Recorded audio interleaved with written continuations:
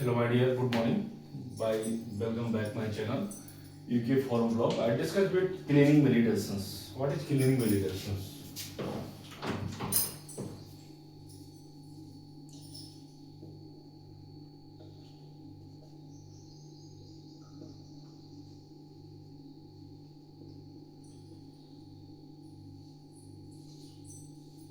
Cleaning validation cleaning validation क्या होती है? क्लीनिंग वैलिडेशन हमारी जो है यूएसएफडीए की एंड एफडीए एचआरएमएचआर एफडीए एंड जीएमपी की और ये Q9RM की गाइडलाइन है। Q9 की गाइडलाइन है क्योंकि इंश्योर करता है हमारा क्लीनिंग वैलिडेशन को।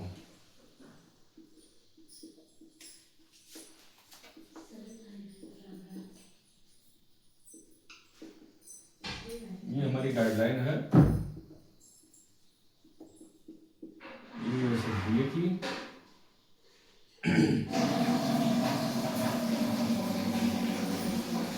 जीएमपी WHO EME की गाइडलाइन है जो कि हमारी इंश्योर करती है क्लीनिंग वैलिडेशन की। हमारी रेगुलेटरी स्टैंडर्ड की गाइडलाइन है जो कि इंश्योर करते हैं क्लीनिंग वैलिडेशंस को। Cleaning validations that means it show that after cleaning no residue remains in that could contaminate another drug.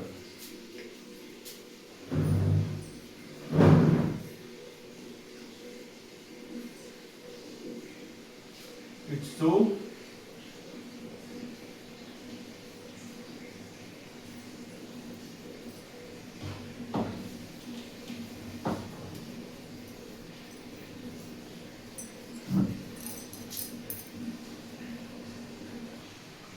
means it show that after cleaning no harmful residue remains that could contaminate another drug.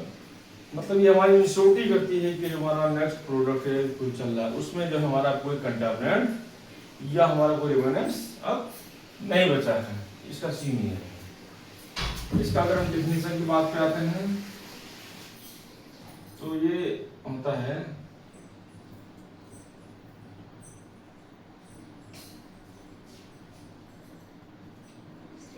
a documented evidence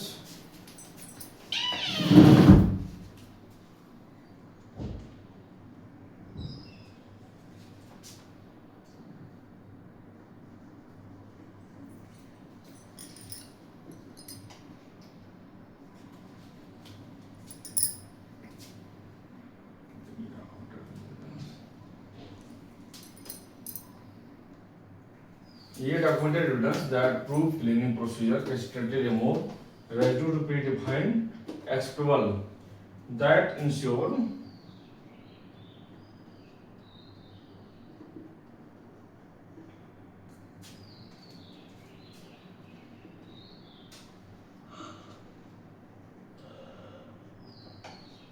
no remnants in next product.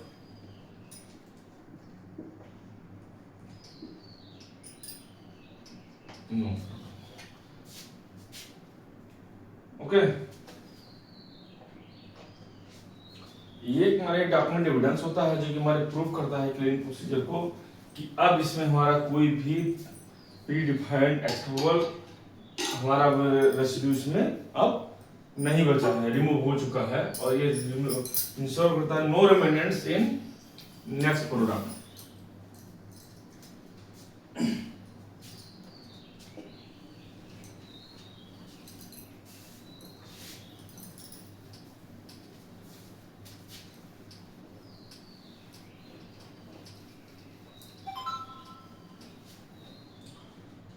अब देखते हैं कि Y क्यों important है।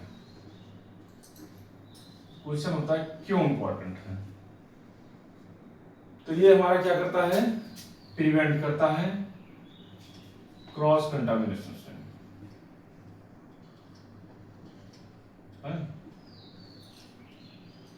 Prevent करता है cross contamination से।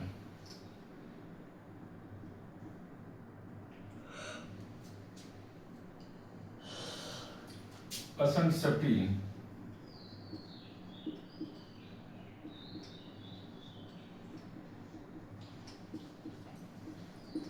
Patient safety देखता है।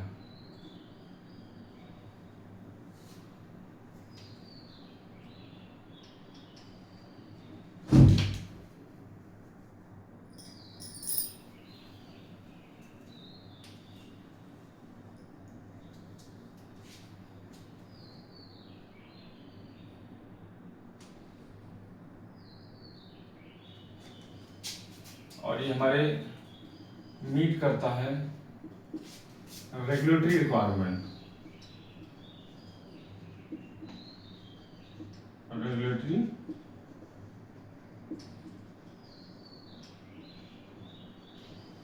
ये मीट करता है रेगुलेटरी रिक्वायरमेंट।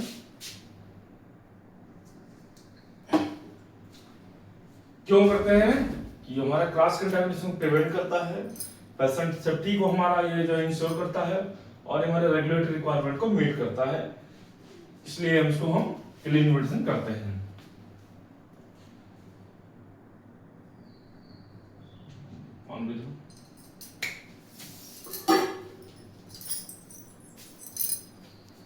ये हमारा ये हो गया हमारा पर्सनल सेफ्टी, और हमारे ये मीट करता है regulatory requirement, FDA, EMI, WHO and PICS के गाइडलाइन को ये जो है हमारा मीट करता है। ठीक है गाइस, अब हम देखते हैं कि व्हाट रेसिड्यू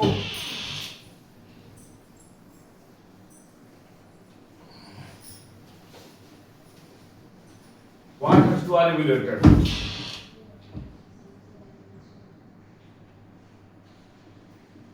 What residue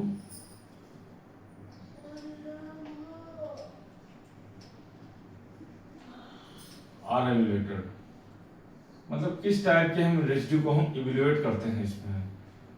तो हम देखते हैं इसमें हम पहला करते हैं हम एपीआई हमारा किस कैटेगरी का है वो हम इवेल्युएट करते हैं इसमें हम।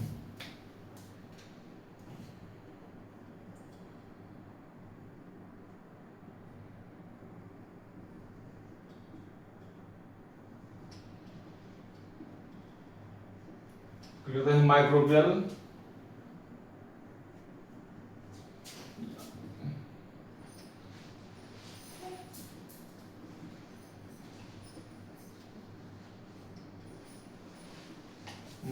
क्लीनिंग एजेंट,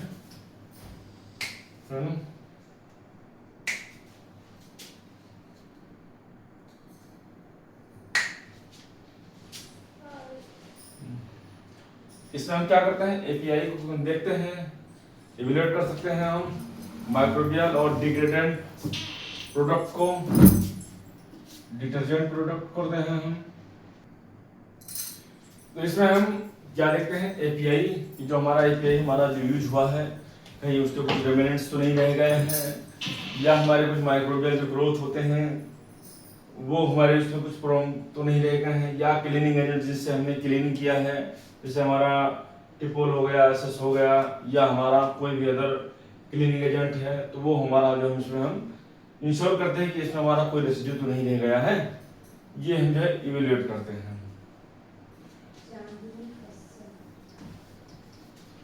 फिर हम देखते हैं इसमें हम सैंपलिंग कैसे करते हैं।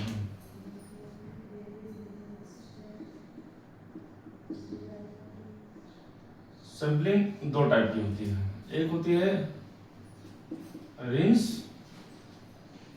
दूसरी होती है स्वैब। जो हमारा रिंस होता है वो हमारा डायरेक्ट सैंपल किया जाता है,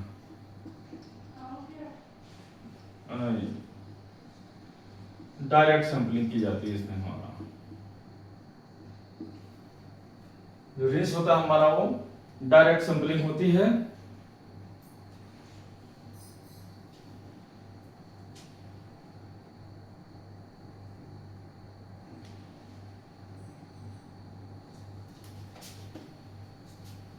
और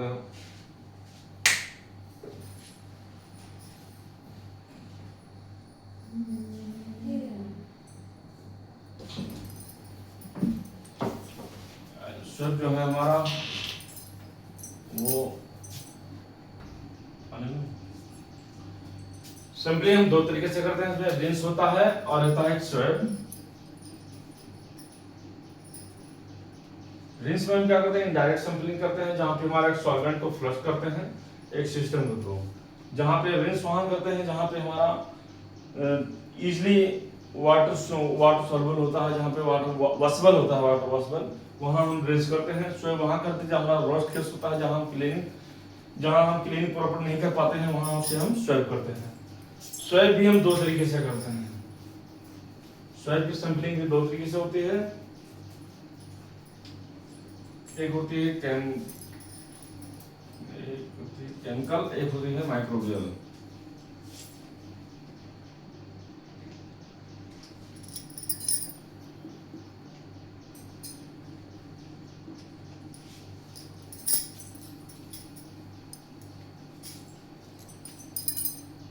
तो माइक्रोबियल होती है वेट, वो होती है वेट, और जो केमिकल होती है वो होती है ड्राई। इसमें हम दो तरीके, जो स्वेप सैंपलिंग होती है हमारी केमिकल होती है, माइक्रोबियल होती है। एक केमिकल जो होता है वो ड्राई होता है, माइक्रोबियल जो होता है हमारा वेट होता है। इसमें क्या करते हैं हम, जो हमारा वेट सैंपल होता है, उसको हम क्या करते हैं, जो हमारा स्वेप स्टिक होता है उसको हम बिफोर स्टिकिंग उसको डिप कर देते हैं, उसको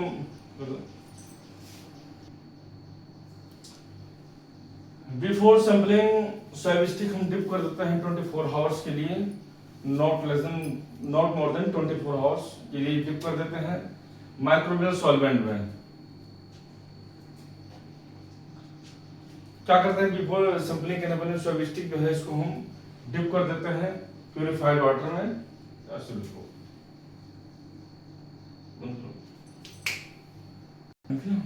मैं इसमें क्या करता है कि बिफोर सैंपलिंग करने पहले जो हमारा स्वेप स्टिक है उसको हम डिप कर देते हैं किसी भी वाटर में, या सॉल्युबल हमारे जो डॉल्वेंट है, जैसे हमारा कोई बफर सॉल्वेंट है, हमारा केमिकल है, या मेथनॉल है, इथेनॉल है, जिसमें हमारा वो सॉल्युबल हो रेसिड्यू, उसमें अपना हम सॉल्व कर देते हैं। यदि हमारा रेसिड्यू वाटर सॉल्युबल है तो उसको हम प्यूरिफाइड वाटर ले लेंगे।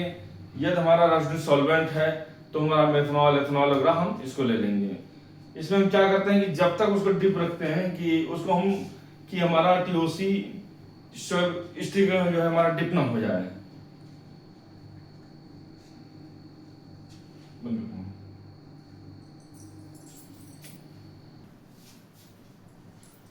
इसमें हम क्या करते हैं कि सैंपलिंग करने के पहले हमारा जो स्वेप स्टिक है हमारा डिप कर देते हैं इसको प्यूरिफाइड वाटर में।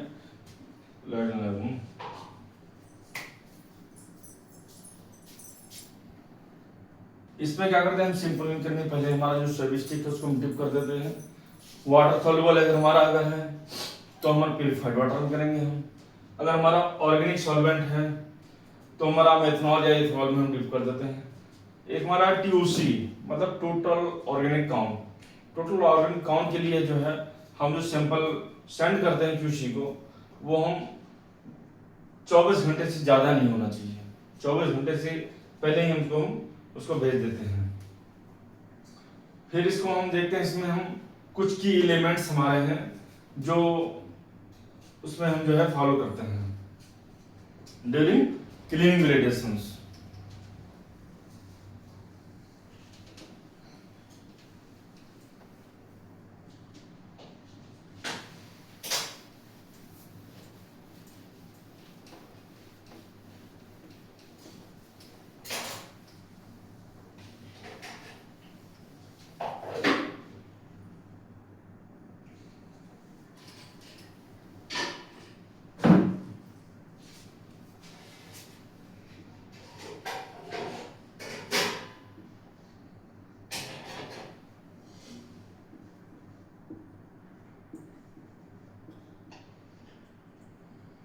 की एलिमेंट्स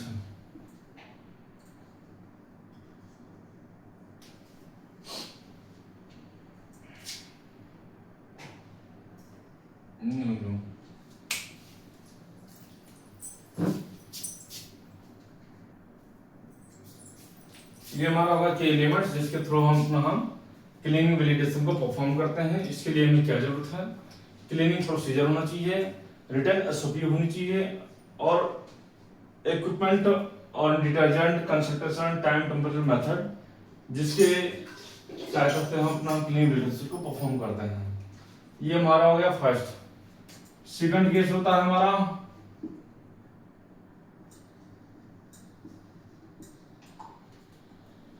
रोस्ट केस।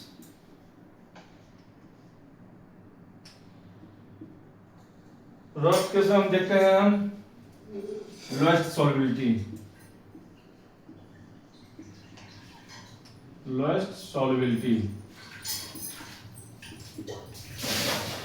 फिर देखते हैं टॉक्सिसिटी,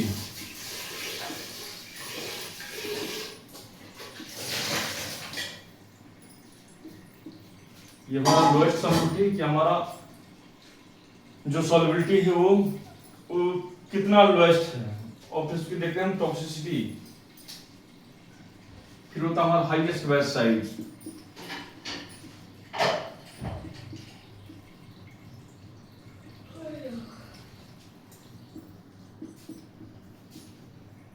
हाईएस्ट बैच साइज।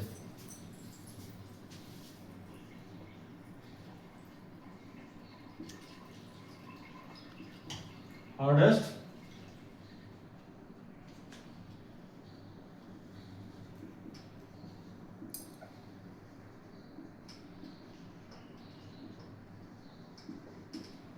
ये हमारा हो गया रोस्ट केस। केस में देखते हैं हम लोएस्ट सॉल्युबिलिटी देखते हैं, प्रोडक्ट की हम और टॉक्सिसिटी देखते हैं कि वो कितना टॉक्सिक हो सकता है। फिर हम थर्ड देखते हैं हाईएस्ट बैच साइज कि हमारा हमारा बैच साइज जो है कितना हाईएस्ट जा होता है, हम उस पर भी हमारा डिपेंड होता है हमारा रोस्ट केस। और फिर हमारा hardest equipment clean. Hardest equipment clean in a sense वो एरिया जहां पे हमारा क्लीन करना पॉसिबल नहीं होता, वो हमारा हार्डेस्ट इक्विपमेंट क्लीन आता है, रोस्ट केस में आता है। तीसरा हम देखते हैं एक्सेप्टेंस क्राइटेरिया।